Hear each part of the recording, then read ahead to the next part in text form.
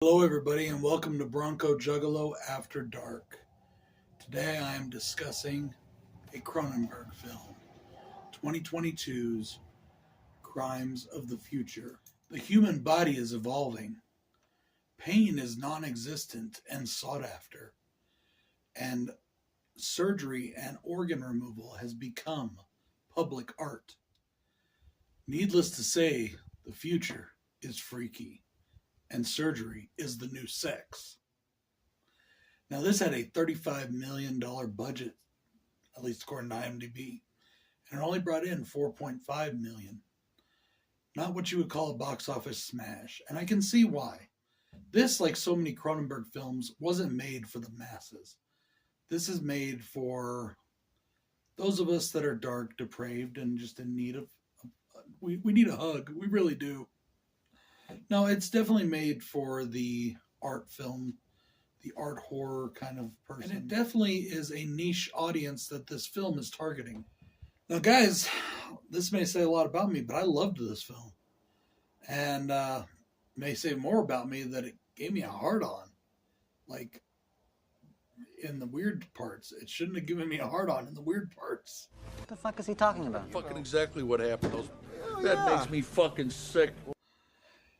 This movie is fucking freaky. It's out there, guys. I'm telling you. More to the fun point, though, is my wife watched the movie with me. I couldn't believe that she watched this with me.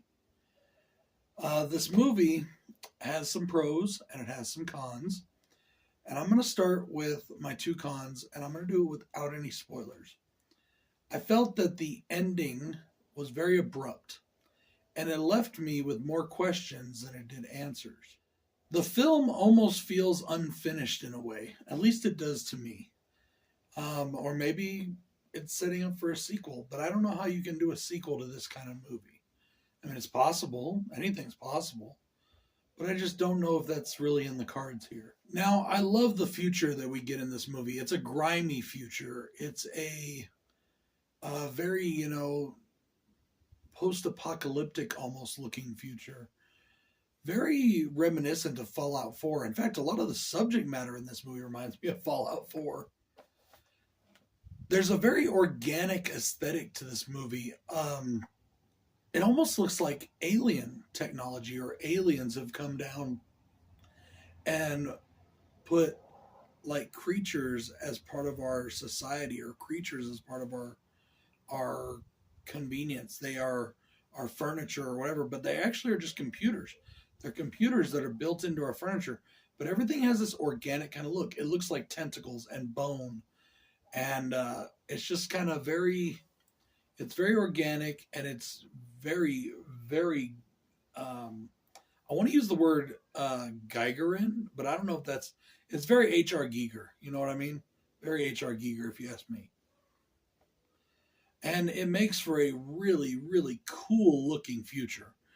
Everything is very, they mix extremely high-tech technology with very low-tech technology.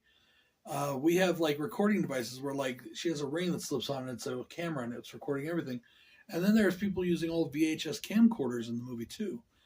Everything is just like a mix match of current technology, old technology, and space age almost technology. I love that this is a film with a lot of subtext. There are some messages in this film, guys. There is messages about sex. There's messages about pain.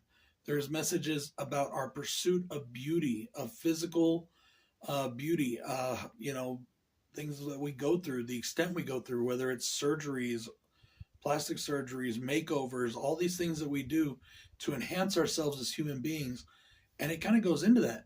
And then there's also a story that kind of, it's a subtext in the story of being happy in your own body, of being content in your own body. And I think that a lot of that is aimed at things that are going on right now. I'm not saying that's for sure. I'm saying that is what it felt like to me. That is the gist of it that I got when the movie ended. And you'll know what I mean when the movie ends, if you can watch this movie. This is not a movie, how do I put this? This is not a casual viewing movie, and it's not a movie that you can like be on your phone during. It's not a movie that you can, barely pay attention. This is a movie that takes a brain. It's not a movie for stupid people either. It's really not. I know that sounds terrible, but it's not. This is a movie where everything has a meaning and everything is almost technical in its application, but it's technical and beautiful at the same time. It really showcases the obsession of humanity. Whatever it is that we obsess on, it shows us how dark it can get, how bad it can get, and to the extent that we will go to quote unquote better ourselves.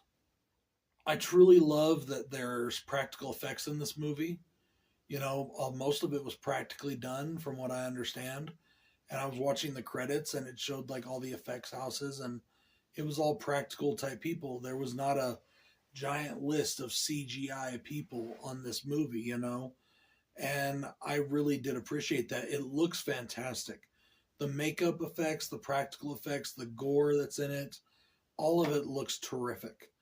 This is a complex and involved movie that, as I said, takes a brain to really engage with. And if you're going to watch it, I definitely recommend you giving it your undivided full attention. It needs that. It deserves that.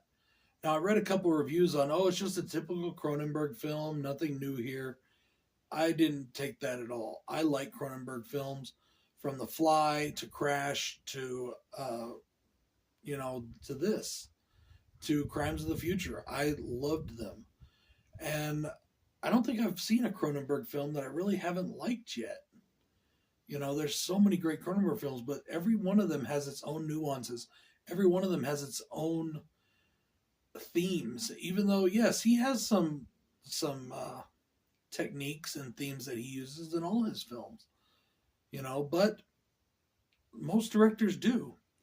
Guys, this is definitely a movie that I recommend. Crimes of the Future, fucking awesome. I loved it. I really did love it.